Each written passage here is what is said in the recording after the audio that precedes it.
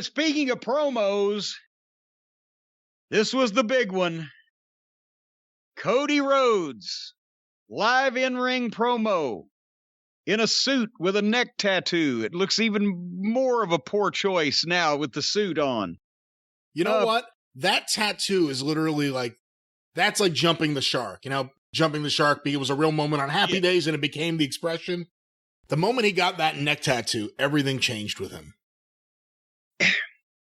I know that I'm old-fashioned, wanting a television program to make some chronological sense, but when they came back from the break, well, he came to the ring and then they went to a break. So we'll hook you. You're the stars in the ring. What's he going to say? We'll be right back. Okay, I'll buy that. Couldn't they have come back and said, Cody Rhodes is in the ring, but let's see what happened last week, because he starts the promo talking about that British menace, Anthony Ogogo, and what he did, etc. This was the whole reasoning behind his confusing and jingoistic, somebody said, and the promo for whatever it was. They didn't show why he was saying these things first. Last week, the British guy knocked him out and fucking covered him up with the goddamn flag. 5 minutes into his soliloquy, he referred to some of these things, but couldn't we have taken 30 seconds to just refresh our memories, or in case we were, I don't know, intubated or in an iron lung last week, you'd know what happened if you missed the show. But he just starts with the promo, and he does a Mr. Mackey, okay, within like the first seconds, and then I don't know where the fuck he was trying to do Dusty against the Russians. He was trying to do somebody against the Nazis or the Japanese in World War II, or the terrorists, the Middle East terrorists, or the Iranian crisis, or whatever. The problem is we haven't been at war with Britain since 1812. And he's bringing race relations into this. And yes, the U.S. has problems. Then he doesn't talk about any of them. And then he mentions a couple of problems we've got, but he doesn't say which side of them he's on. And he says that Santana, Skinner, and Snoop Dogg are all on his fucking jukebox, which makes me not want to listen to his jukebox because Snoop Dogg sucks. But anyway, he mentions... No, he doesn't. Oh, come on. He's the one that started everybody trying to speak fucking Carney with that Snoop Doggy Dogs in his house. It was a slippery slope from there. But anyway, when did Anthony Ogogo run down the United States and talk about the division in the United States and talk about how England or the UK or whatever is so much better when he's been on TV for 3 weeks and he never gets a promo?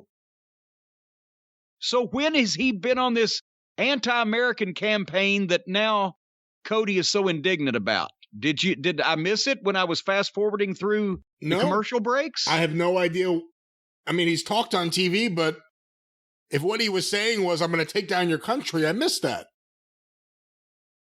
So he was trying to do a political speech. He's trying to do Dusty against the Koloffs.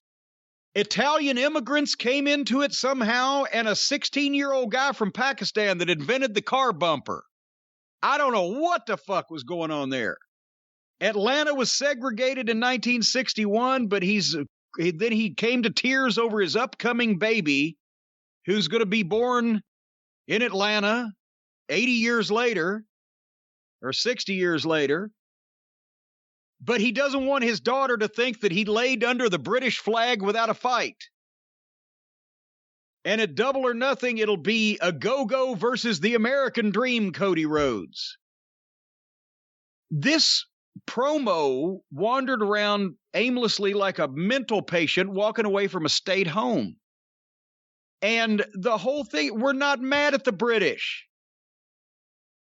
And next to their record on relations with black people, we should be ashamed. And this was, but it was a political speech wrestling promo searching for a reason to be had. It was like those no good fucking Lithuanians. Let me tell you something. Like I said, at various points, the Nazis, the Japanese, the Russians, the Middle Eastern terrorists, okay, we were mad at them, and this shit worked. But now, the enemy is us. Half the country is fucking right-wing crackpot fanatics that have infiltrated the police and the fucking government, the CIA, or the goddamn, what's the agency that monitors threats, both foreign and domestic, whichever. It is said that the bigger threat now than Middle Eastern terrorism or fanatical fucking Islamic terrorism is domestic terrorism. So wrestling hates foreigners, and it's not an old trope, as they say. It's valid now, but we got to be mad at the foreigners for good reason. We were mad at the Nazis and the Japanese and the Russians and the Middle Eastern terrorists for good reasons. Now, not so much. And I don't know what that guy from Pakistan that invented the bumper had to do with this. Yes, you do. What does a car bumper have to do with this? Who's the Pakistani guy that invented the bumper? I don't know. He didn't Shad Khan. Are you kidding? Remember we talked about how he made his money on bumpers. Oh my God. I didn't put two and two together. Cody went from Italian immigrants to 16-year-old Pakistans that invented car bumpers. I didn't know what the fuck he was. So he was patronizing his patron at the same time as he was doing all the rest of this. But we couldn't figure out which side we were supposed to be on. Anyway, as a matter of fact, somebody wrote an email about this. I don't know if I'll read the whole thing or not. It's very lengthy. It's very perceptive also, but it's from Jack.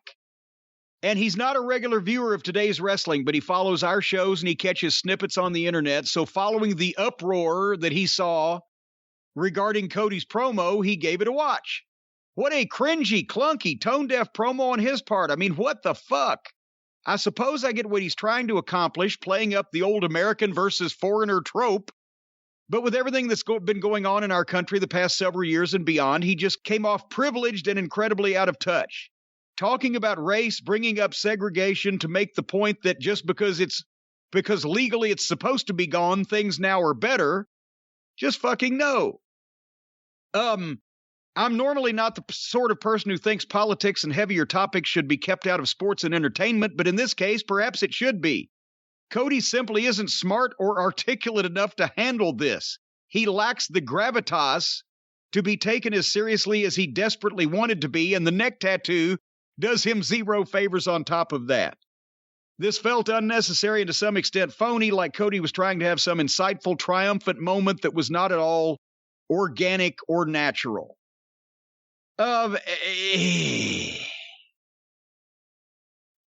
Yeah, there's another. Dusty had a unique likability to even just that face, just that fucking saggy, fat-jowled puppy dog face, and then he'd say those things. And also, he had Russians to talk about. Nobody liked the Russians. Or he had the terrorists talk about. Nobody liked the terrorists if he was fucking with the Iron Sheik. But we're not mad at the British. So I don't know. Closing comments on Cody. No, this was a mess. What was the point of it? Whatever he had in his mind, it made no sense. I mean, just again, like you said, we're not at war with the British. The British flag was placed on him. Apparently that has triggered him to come out here and give a tearful speech to talk about whatever he was saying. He's having the first interracial baby of all time. I don't even know what he was saying out there. And God damn you, I almost did the fucking spit that our viewers accuse us of. When you say first interracial baby of all time. But like, really, what was he talking about? The guy put the flag over him. All of a sudden, it's a whole speech about human rights, and he's going to be a dad, and he needs people to work with because no one wants to work with him. You know, you brought up they should have shown a promo package. It got me thinking when you were saying that. Maybe it was 2 weeks ago. That Camarato guy had the wooden folding chair broken over his head. The tiny dollhouse gimmick wooden chair. I remember when that happened to Big Bubba Rogers, and then they showed that clip on TV over and over to get over the fact that he was so big and tough. he didn't go down. Yeah, he didn't knock his hat off. Didn't knock his hat off. Have we seen one replay or heard one mention of Nick Camarato being so tough that the chair was broken over his head? Well, no, because they just did it, and then that was it. They did it. We did it to do it. And now it's done. They can't replay it again because so many people laughed and hee-hawed and guffawed about it because it was such a obviously phony chair that was built for that nobody would ever have sat in. It looked like it came out of a fucking daycare center. So they do these things and they can't fucking take advantage of it because it looks so shitty the first time. People laugh.